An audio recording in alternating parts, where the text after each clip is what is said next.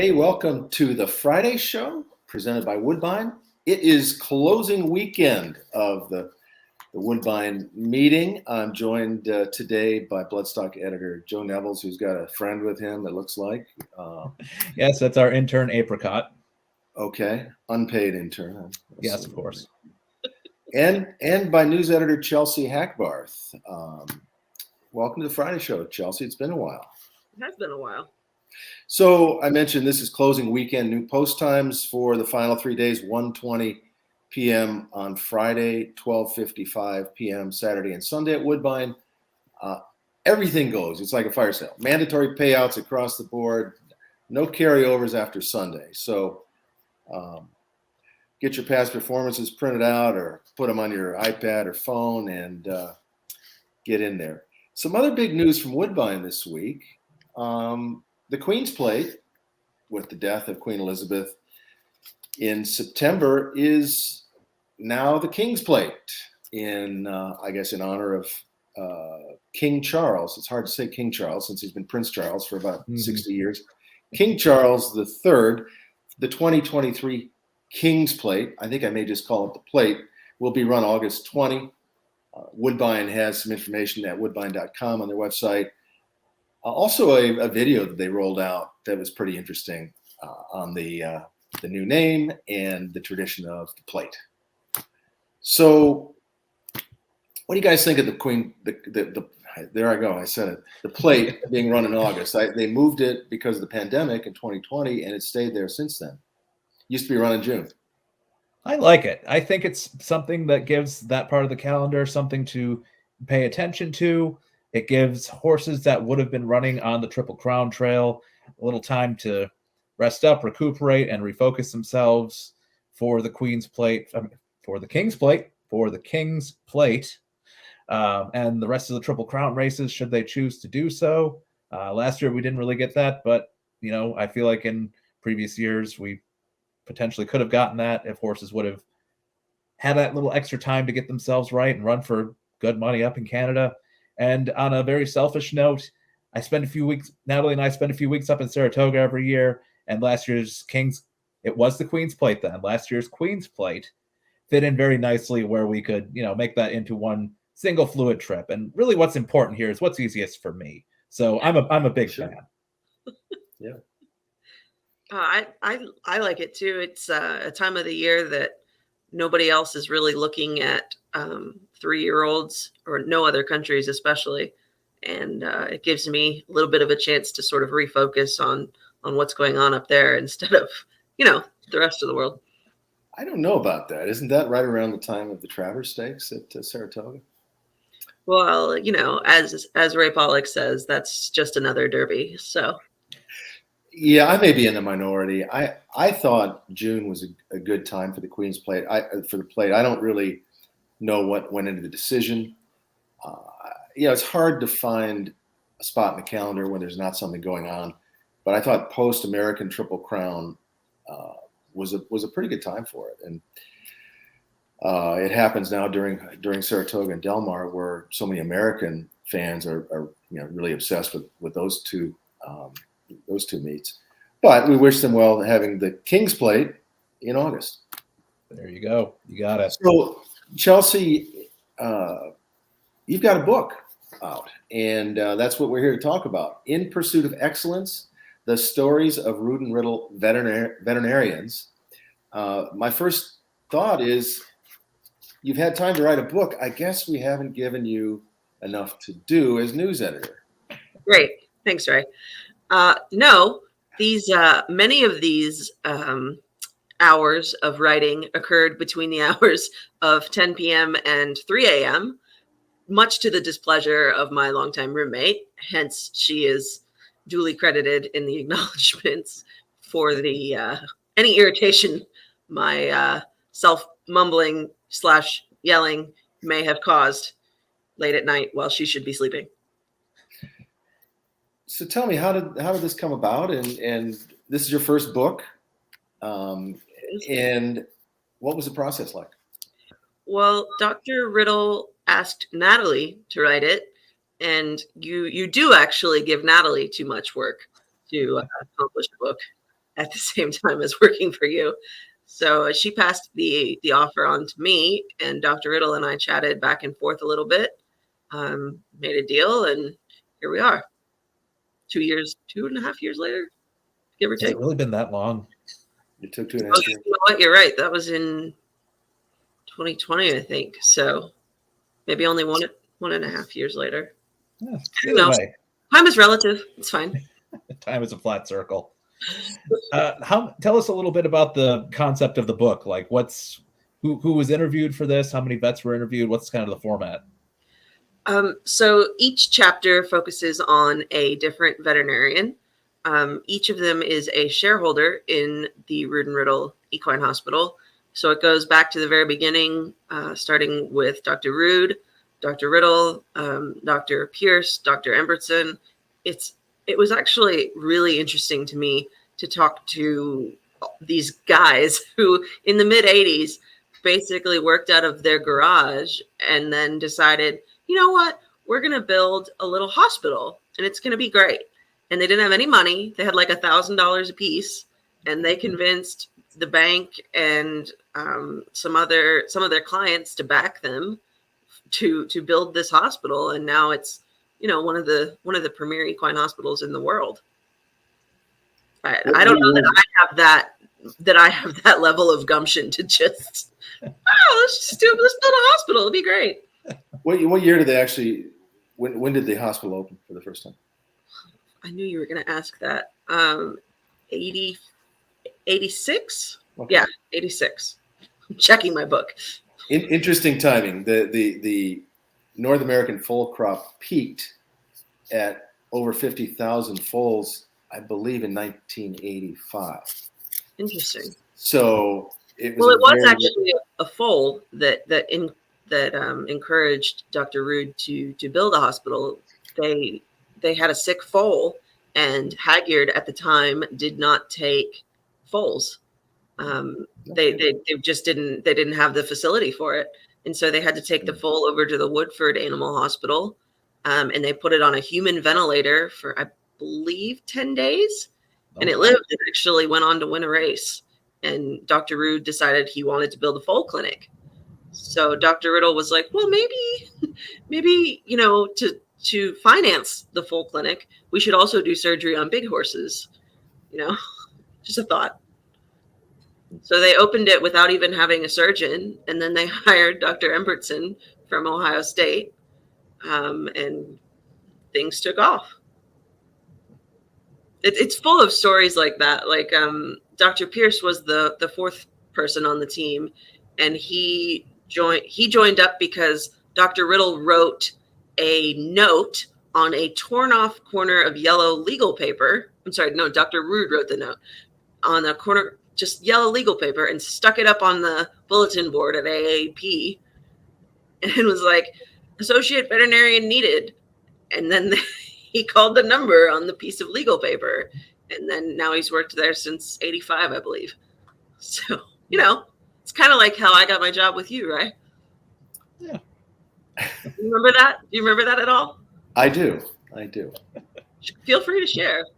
No, that's okay. I know what you were thinking when that happened. So. When I met you at Delta Downs, though, I was starting to think, well, maybe this wasn't a good idea. But then it turned out fine. Joe, did you have yeah, go ahead. So obviously you had a lot of different interviews here, a lot of different personalities. Is there one particular, back and forth you had with any of the Rood Riddle vets in this that really stuck out to you? One that really you're going to remember going forward? It would be hard to answer that question and not say Dr. Bramlage. I mean, being who he is, and he's also just the most humble human being that I've probably ever met, especially considering everything he's achieved. But I got to watch him do surgeries in the hospital, and it's just, he's a magician. And then he sits down in his little, doctor chair after the surgery and records his notes with his little recorder without a pause, without writing anything down. He just stream of consciousness into the recorder, but it sounds like he's reading from something as he explains the entire surgery and how he wants the recovery to go. And it's wild. I can't imagine having the brain power to remember all of that in that level of detail. And I guess he's done it for a long time and that makes a difference, but it still blew my mind. I I've think a always lot of marveled people. at how he. Oh, I'm sorry. Go ahead. Go ahead, Joe. I've always marveled at how he must be able to manage his schedule, because anytime you hear about any major horse having an issue, it's we're going to Bramlage. We're going to Bramlage. It Yeah. seems like his dance card is going to be full most of the time, but he Well, still manages. he has a team of 4 people, one office person who manages his schedule, and then 3 technicians who help perform blocks and stuff. So he does 3 surgery days a week. I'm sorry, no, 3 lameness exam days a week and 2 surgery days a week. And he might do as many as 18 surgeries on the surgery days. Wow. Yeah. And then on the lameness days, they have 10 to 12 every day just coming in to looked at. And then he can sort of look through the different ones as they progress through the day. And it's just, I mean, they've got it down to a science, clearly. I think a lot of people would be surprised if they had the opportunity to do what you did and actually witness surgeries to see how sophisticated the equipment is, how the advancements in veterinary medicine have come since even the 1980s when the hospital was first opened. Oh, it's wild.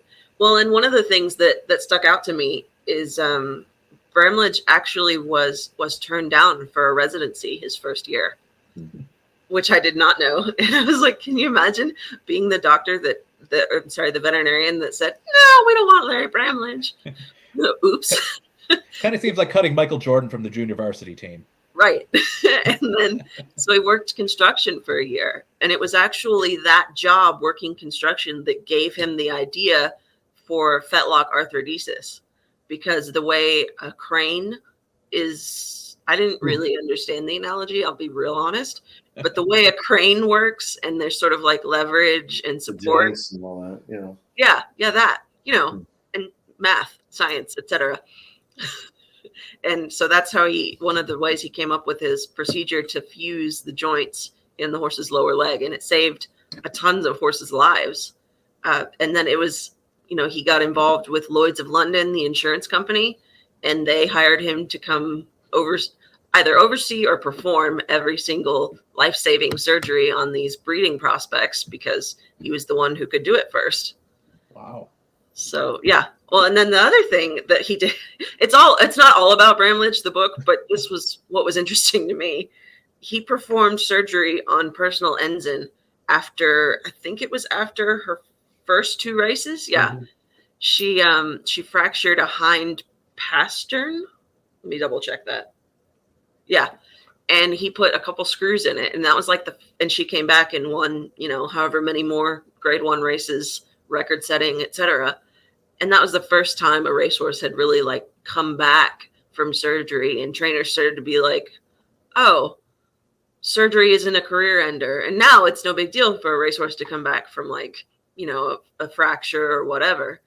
But that's just to be that person and to not have any ego whatsoever. Wild. Was there anything in particular that you went in not knowing about either the Rood Riddle company, how it functions day to day, that you sort of either surprised you or you just sort of thought, oh, I didn't know that's how that worked? Well, I learned a lot of veterinary terminology, that's for sure. Mm-hmm. And I thought I had a handle on a lot of that, but I was wrong. But one of the other things is they have a company culture that's sort of unique. They are not afraid to ask one another for help. And that sounds sort of cheesy, but when everybody's starting to specialize in specific areas of veterinary medicine, you may not be able to see the entire picture of the horse unless you get multiple specialties involved. So when they're able to communicate with one another in that hospital setting, so in an instance of laminitis, the podiatry team might work in concert with the internal medicine team to make sure the horse doesn't colic or get sick or, whatever. It's just like they talk to each other, and it makes things better. Weird. So I'm glad you brought up the specialties, because it seems to me that when they formed the hospital in the 80s, it's kind of like putting together, I don't know, a football team, right? You have specialists, you have quarterbacks, you have defensive tackles, safeties, running backs, and all that. So when they put together the team, there had to be some kind of a strategy.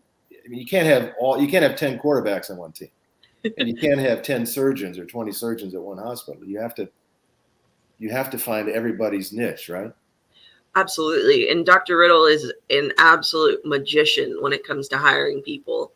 He knows within minutes of meeting someone whether or not he wants them to be a part of the team. And of course, there's a couple here and there that haven't worked out. I'm sure, like any business, but for the most part, he seems to really read people very well, and it's turned into a company that's, really good at what it does. So veterinary medicine is such a specialized, high education necessary type of field. In writing these profiles, how did you go about balancing having enough sort of inside baseball stuff in there that another veterinarian can read that and, sort of understand what they're talking about, but also have something where the layman can look at this and not be completely lost? That's a funny question. I had my mom read every chapter. There you go. My mom doesn't know very much about horses other than she likes to come and feed mine carrots. So if my mom could understand what I was talking about, then I figured I was pretty good. But I would explain a term the first time I used it, and then I would figure, okay, they've got it from here on out. But I also tried to write it in such a way that every chapter could be read individually, and you didn't have to read from the very beginning of the book to understand where everything was going. So the last question, and the most important one, is where can people find the book? It is on the Rood Riddle Veterinary Pharmacy website, and I'm sure that some enterprising publisher will put a link in the story back to the book, back to where you can purchase it. But So go to roodandriddle.com. No. Rood Riddle Veterinary Pharmacy.com. Ah, that's rrvp.com. okay. Yeah, that. Gotcha. All right. Well, congratulations on the book, Chelsea. Really proud of you for taking time in your off schedule to get this done. And if the quality of work in the book, which I haven't seen yet, is as good as what you do for us on a day-to-day basis, I'm sure it'll be fantastic. So congratulations for that. Thank you. That's going to do it for the Friday show for 2022. This is our last show of the year. We're going to take a few weeks off. Thanks to everybody that's stuck with us throughout the year, that's come in and watched a show or two, or is a regular. Wishing everybody the best over the holidays, and we will see you in 2023, and looking forward to the King's Plate in August of 2023. Nailed it. At Woodbine. Can you make apricot wave? Bye-bye. I'm covering his eyes right now, but it's very important. All right. Well, we won't see you next week, but we'll see you next year. Thanks a lot for joining us, and until then. Support award-winning independent horse industry journalism and become a Paulick Report Insider on Patreon. For as little as $5 a month, insiders get access to exclusive Q&As with Paulick Report staff, insight behind our editorial process, exclusive opinions and on-site analysis, Paulick Report merch, and more. This is not a paywall. The website you know and love will always be the same. But if you want more, and you want to make our coverage even better, visit patreon.com/Paulick Report and become a Paulick Report Insider today.